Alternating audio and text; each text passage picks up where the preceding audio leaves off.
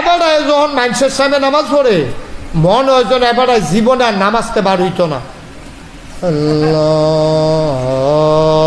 ওখানে আস্তে আস্তে ধীরে সুস্থে রুকুতে গিয়া সেটা আবার আস্তে করে উঠে সেজদাত দিয়ে উঠোনের কথা মনে থাকে না। এবারে যে নামাজ পড়ে এবারে নামাজ দেখে আরেক বেড়ার বেড়ায় ঘুমে ধরে লাগানোর কথা। সবার সামনে একরকম, আলগা গেলে আবার আরেক রকম। শুক্রবারের দিন একরকম, বৃহস্পতিবার বাজারের দিন আরেক রকম। আপনার কোটি বাজার কবে? কোটি বাজার কবে? শুক্রবারে আর সোমবারে।